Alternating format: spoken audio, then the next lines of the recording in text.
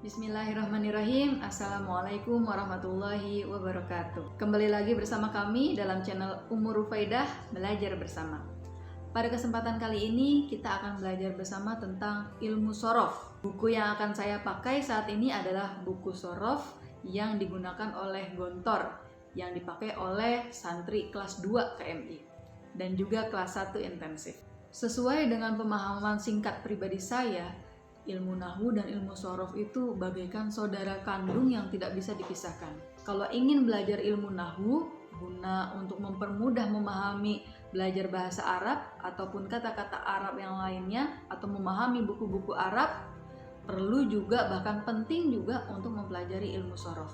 Begitu juga sebaliknya. Dan sesuai pengalaman pribadi saya bahwa dua ilmu ini sangat membantu saya untuk memahami kitab-kitab kuning, yang mungkin kitab-kitab kuning ini malah tidak ada harokatnya, terkenal dengan kitab gundul. Bukan hanya kitab kuning, begitu juga dengan kitab-kitab Arab lainnya, bahkan sampai Al-Quran. Walau ya belum juga bisa dibilang kalau saya sudah menguasai dua ilmu ini, karena menurut saya dua ilmu ini tidak ada ujungnya, karena sangat sekali luas pembahasan dan juga materi-materinya. Baik, sebelum kita mulai, mari kita buka terlebih dahulu ya dengan membaca Al-Basmalah bersama. Bismillahirrahmanirrahim. Penting ya teman-teman kita membuka atau memulai segala sesuatu, apalagi belajar dengan membaca Al-Basmalah. Kenapa? Karena dengan membaca Al-Basmalah kita berdoa kepada Allah, kita berharap kepada Allah agar apa yang kita pelajari ini bermanfaat dan juga berkah untuk banyak umat. Amin, amin ya rabbal alamin.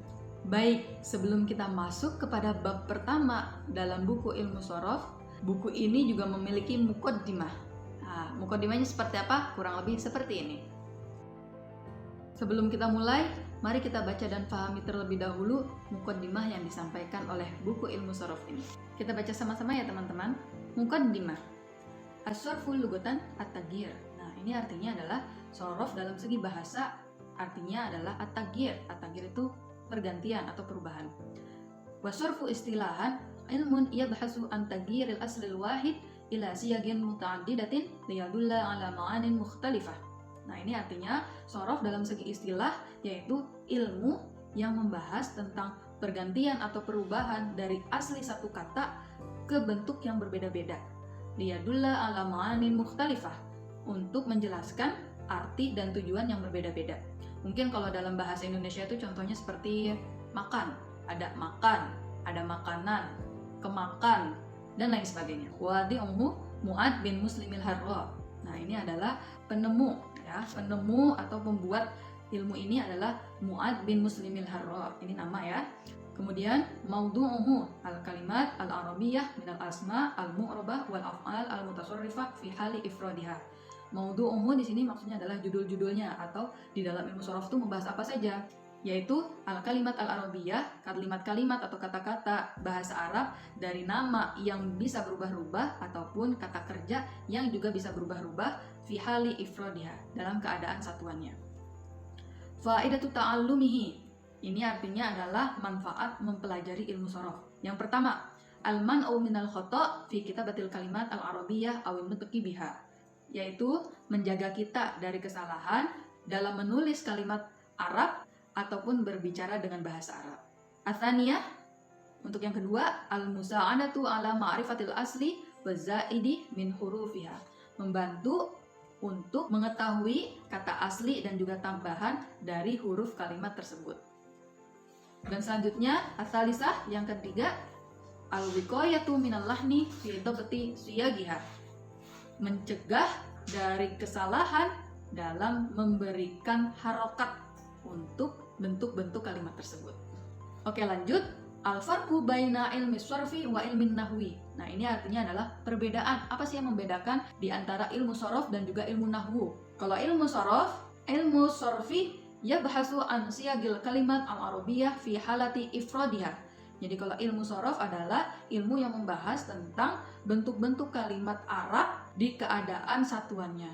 Wa amma ilmu nahwi fayabhasu an ahwali awakhiril kalimat al-arabiyyah inda tarkibiha fil jumlah. Nah, kalau ilmu nahwi membahas tentang ahwalil awakhiril kalimat atau keadaan terakhir kalimat. Nah, ini lebih condong kepada harokat ya. Harokatnya ini fathah atau kasroh atau domah atau mahdhuf atau dan lain sebagainya.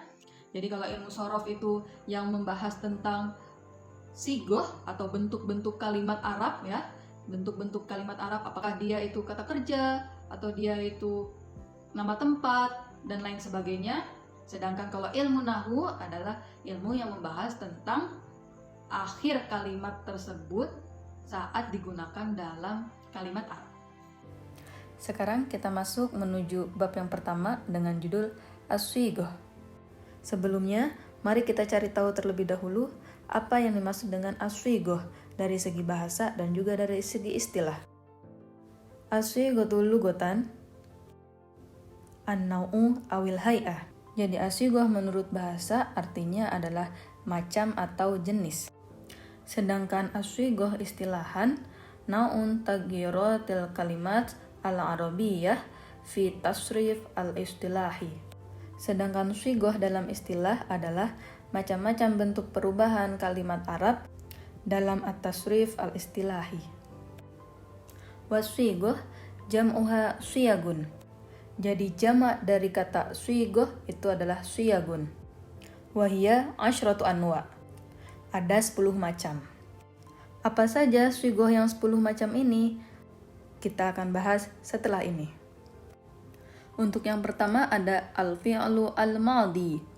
Al-fi'lu al-madhi ini adalah kata kerja untuk pekerjaan yang sudah terlaksanakan. Contohnya ada fataha, wathaba, soma, jaro, madda, ihtaroma, dan lain sebagainya.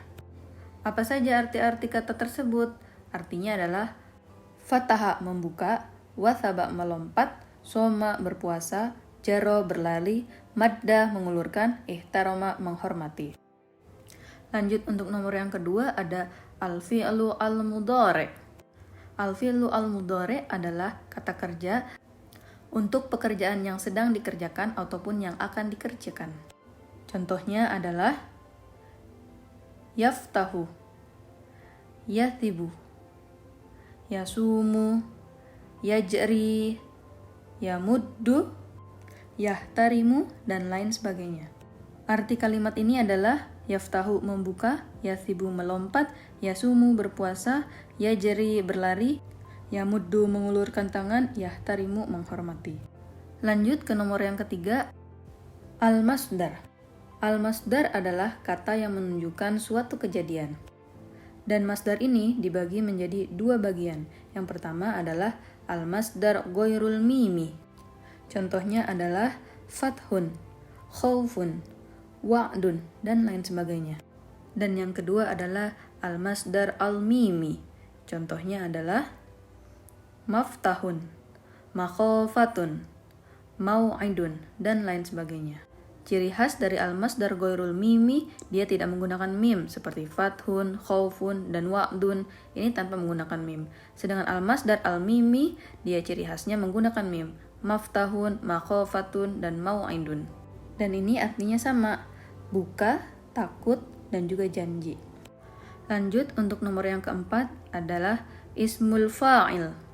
Ismul fa'il ini adalah seseorang yang mengerjakan pekerjaan tersebut. Dalam bahasa Indonesia bisa disebut sebagai subjek. Contohnya adalah wathibun, mutabassimun, jarin, muhtarimun, dan lain sebagainya. Arti kata-kata ini adalah wathibun yang melompat, mutabassimun yang tersenyum, jarin yang berlari, muhtarimun yang menghormati. Lanjut untuk nomor yang kelima adalah ismul maf'ul.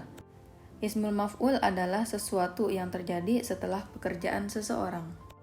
Contohnya adalah mautubun, mutabassamun, majriyun, muhtaramun, dan lain sebagainya. Arti kata-kata ini adalah mausubun, terlompati, mutabassamun, tersenyumi, majriyun, yang terlari, muhtaramun, yang terhormati. Lanjut untuk nomor yang keenam ada fi'lul amri. Fi'lul amri adalah kata perintah. Contohnya adalah iftah, thib, tabassam, ijri, sum, dan lain sebagainya. Arti kata-kata ini adalah iftah, bukalah, thib, loncatlah, tabassam, senyumlah, ijri, lari, kata perintah, sum, puasalah. Lanjut, untuk nomor yang ketujuh ada fi'lun nahyi. Kalau fi'lun nahyi adalah kata larangan. Contohnya adalah la taftah, la tathib, la tatabassam, la tajri, dan lain sebagainya. Arti kata-kata ini adalah la taftah, jangan membuka, la tathib, jangan melompat, la tatabassam, jangan tersenyum, la tajri, jangan berlari. Lanjut, untuk nomor yang ke-8 ada ismul makan. Ismul makan adalah nama tempat. Contohnya adalah majlisun, masjidun, maq'adun, mat'amun, dan lain sebagainya. Arti kata-kata ini adalah majlisun, tempat duduk, masjidun, tempat sujud, maq'adun, kursi, mat'amun, tempat makanan, atau arti lainnya adalah restoran. Lanjut, untuk nomor yang ke-9 ada ismuz zaman. Ismuz zaman adalah nama yang menunjukkan kepada suatu waktu. Contohnya adalah maulidun, masyriqun, maghribun, mau'idun, dan lain sebagainya. Yang mana arti kata-kata ini adalah maulidun, waktu lahir, masyriqun, waktu terbit, maghribun, waktu terbenam, mau'idun, waktu berjanji. Lanjut, untuk nomor yang terakhir, nomor ke-10 adalah ismul alah. Ismul alah adalah nama benda yang digunakan untuk melakukan suatu pekerjaan. Contohnya adalah miftahun, kunci, alat untuk membuka. Mil'aqatun, sendok. Miknasatun, sapu. Mimhatun, penghapus. Baik, itulah semua macam-macam swigoh dalam ilmu shorof. Sekarang mari kita ulang sedikit tentang apa yang sudah kita pelajari. As-swighatul lughatan an-nau' awil hay'ah, wasigah istilahan nau' taghiratil kalimat al-arabiyyah fit tasrif al-istilahi. Wasigah jam'uha siyagun wa hiya 'asyratu anwa'.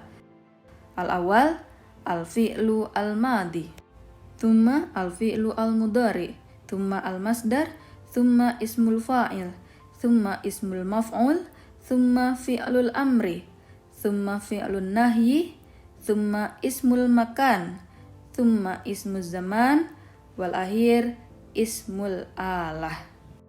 Alhamdulillah, telah selesai penjelasan singkat saya tentang ilmu shorof ya, di muqaddimah yang disampaikan buku ilmu shorof, dan juga bab pertama yaitu dengan judul asigoh. Semoga apa yang telah kita pelajari semuanya berkah dan juga bermanfaat. Amin amin ya rabbal alamin. Dan sebelum saya akhiri pertemuan ini, saya mohon izin untuk menyampaikan sesuatu ya teman-teman, bahwasanya guru-guru Gontor itu mengajarkan santri-santrinya, khususnya dalam ilmu shorof dan juga ilmu nahwu, itu full dengan menggunakan bahasa Arab. Masya Allah.